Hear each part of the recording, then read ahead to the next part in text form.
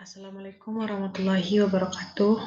Baiklah, Ibu dan teman-teman sekalian, perkenalkan nama saya Widya Pitaloka dengan NIM 2004-2294, Prodi Ilmu Administrasi Negara dengan dosen pengampu Ibu Nora Eka Putri. Baiklah, pada pertemuan kali ini saya akan mempresentasikan pertemuan ke-6 Ekonomi Politik dengan tema Ekonomi Politik Pembangunan dalam Teori Kapitalis. Untuk slide yang pertama, teori kapitalis dapat diartikan sebagai sistem ekonomi kapitalis yang merupakan sebuah sistem di mana alat produksi dimiliki dan dikendalikan oleh individu atau perusahaan swasta. Hal tersebut didasarkan pada prinsip utama pasar bebas, kepemilikan pribadi, motif keuntungan, dan munculnya persaingan. Sehingga dalam prinsip utama tersebut kemudian muncul adanya peran pasar bebas dalam kepemilikan pribadi. Pasar bebas dapat menentukan harga dan produksi barang dan jasa, pengelolaan sumber daya secara efisien, dan mendorong inovasi ekonomi.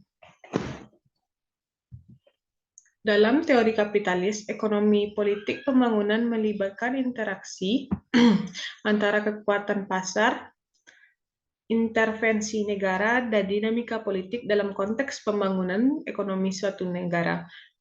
Dalam teori kapitalis, faktor-faktor produksi dimiliki oleh individu atau perusahaan swasta yang bertujuan untuk mendapatkan keuntungan dari kegiatan ekonomi. Harga barang dan jasa ditentukan oleh mekanisme pasar, yaitu permintaan dan penawaran.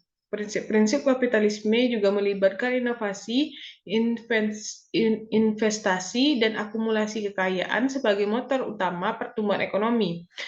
Sistem ini berbeda dari sosialisme atau komunisme, di mana kontrol ekonomi lebih terpusat pada negara atau kolektivitas. Lanjut, kapitalisme. Kapitalisme dapat diartikan sebagai sistem ekonomi yang didasarkan pada kepemilikan swasta atas sumber daya dan produksi. Dalam kapitalisme, pasar bebas dan persaingan dianggap sebagai motor pertumbuhan ekonomi.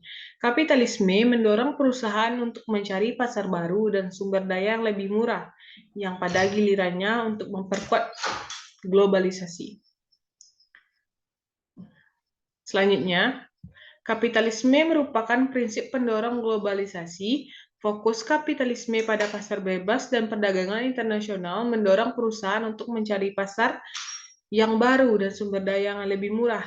Hal tersebut kemudian meningkatkan adanya perdagangan global dan investasi asing secara langsung yang merupakan kunci terjadinya globalisasi. Globalisasi memperkuat kapitalisme dengan membuka pasar baru dan sumber daya bagi perusahaan multinasional, sehingga dapat meningkatkan profit dan pertumbuhan. Lanjut, adapun konsep politik pembangunan dalam perspektif teori kapitalis, yang pertama itu pasar bebas, yang kedua investasi swasta, yang ketiga akumulasi modal, yang keempat keseimbangan antara kekuatan, yang kelima peran dari pemerintah. Dalam konteks ekonomi politik pembangunan, menurut kapitalis, kesuksesan ekonomi suatu negara diukur berdasarkan pertumbuhan ekonomi, peningkatan standar hidup, dan keberhasilan dalam menciptakan lapangan kerja, dan mempertahankan prinsip-prinsip pasar bebas dan persaingan yang lebih sehat. Baiklah, Ibu dan teman-teman sekalian, cukup sekian presentasi saya pada kali ini. Saya sudahi. Wabillahi taufiq wal hidayah. Wassalamualaikum warahmatullahi wabarakatuh.